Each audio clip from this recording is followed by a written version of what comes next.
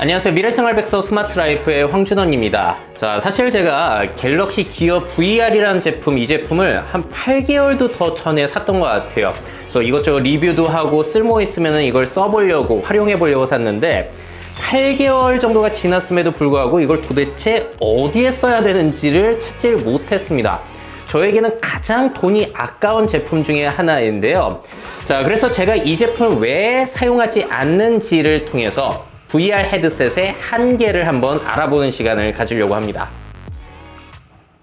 자, 먼저 제가 이 제품을 사용하지 않는 첫 번째 이유는요, 이것이 무겁고 답답하고 어지럽고 불편하기 때문입니다. 자, 사실 VR 제가 처음에 썼을 때만 하더라도 너무 신기해가지고 그렇게 불편한 걸 몰랐거든요. 그런데 그 신기함이 사라지니까 불편함만 남는다는 거죠. 자, 그래서 저 같은 경우에는 이제 이거를 한 5분만 쓰더라도 벗고 나면은 그 어지러움, 메스꺼움이 몇 시간 동안 지속이 될 정도예요. 그러다 보니까 이 VR을 안 쓰고 그냥 리뷰 영상만 보더라도 메스꺼움이 올라오는 그런 수준에 이르렀습니다. 그러니까 저는 신종 VR 병에 걸렸다라고 볼 수도 있겠죠. 자, 근데 생각해보면요, 우리가 안경도 불편하다고 라식을 하고 있는 판에 이 무거운 VR 헤드셋을 장시간 동안 착용하고 있는다는 것 자체가 사실 말이 안 되는 거죠. 자, 그래서 저는 사실 아무리 좋은 VR 컨텐츠가 나온다고 하더라도 이 헤드셋 쓰고 싶지 않을 것 같습니다. 네, 또 제가 이 제품을 사용하지 않는 두 번째 이유는요, 과정이 너무나 번거롭기 때문이에요. 이걸 쓰려면 일단 스마트폰의 케이스를 벗겨내야 되고요, 스마트폰을 기어 VR에 끼운 다음에 머리에 쓰고 또 로딩을 기다렸다가 로딩 끝나면 어플을 찾아 들어가서 실행을 시켜야 됩니다. 자, 그러다 보니까 시간이 엄청 오래 걸려요. 자, 그리고 또 개인적으로 제가 화나는 건 뭐냐면요, 이 기어 VR에 스마트폰을 끼려면은 여기 끼워지는 부분이 굉장히 타이트합니다. 그래서 저 같은 경우에는 스마트폰에 붙인 보호 필름이 찢어졌어요. 자, 그리고 조금 두꺼운 유리 보호 필름을 붙이게 되면은 끼워지지를 않습니다. 자, 그런 불편함이 있고요. 자, 그렇기 때문에 이런 불편함은 사실 전용 헤드셋이라든지 최근에 나온 오큘러스 고, 그런 일체형 제품을 쓰게 된다면은 그런 불편함은 사실 많이 줄어들 거예요.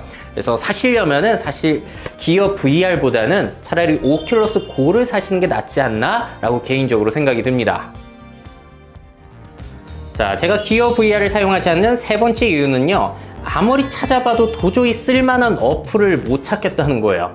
뭐 사실 전용 헤드셋도 지금 킬러 어플이 없어가지고 비난을 받고 있는데, 당연히 이런 저가형 제품에 좋은 어플이 있을 리가 조금 그렇죠.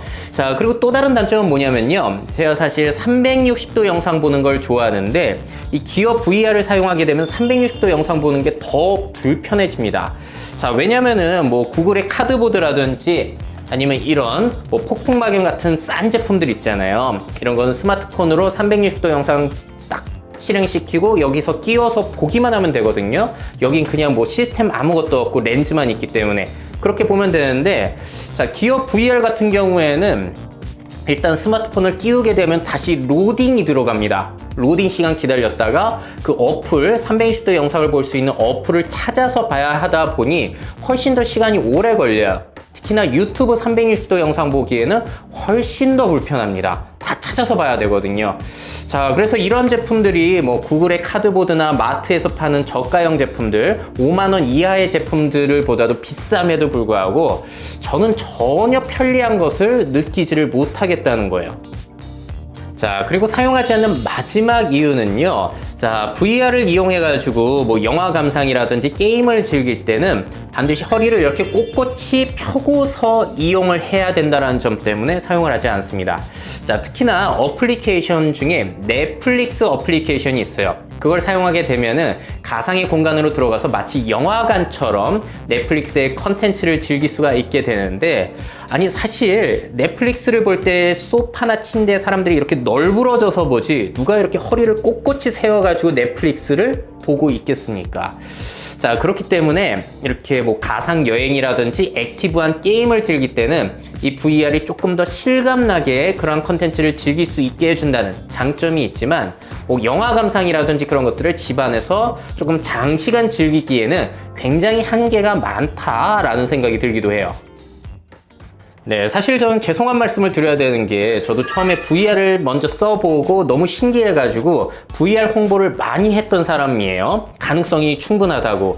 자, 그런데 제가 이제 시간이 지나다 보니까 아까도 말씀드린 것처럼 신기함이 사라지니까 불편함만 남는다라는 측면 때문에 VR에 대한 생각이 조금 많이 바뀌었습니다. 그래서 앞으로 이런 것들 나오더라도 제가 과연 쓸까라는 생각이 들어요. 그래서 오큘러스 고도 결제하려고 카드 번호까지 입력했다가 이걸 도대체 어디다 쓰지? 생각이 들어가지고 결제를 취소할 정도입니다. 자, 그래서 저는 상당히 회의적인 생각이 많이 들고요. 여러분들 중에 기어 VR을 아주 잘 쓰고 계신 분들이 있을 수도 있겠어요. 그러면은 어떻게 쓰고 계신지 댓글을 남겨주시면 다른 분들이 또 참고를 하시고 저도 도대체 이걸 어떻게 써야 될지 참고를 할 수 있을 것 같습니다. 자, 그러면은 댓글 많이 남겨주시기를 부탁드리고요. 저는 다음 시간에 또 미래 생활을 먼저 살아보고 여러분들에게 유용한 정보를 전달드리도록 하겠습니다.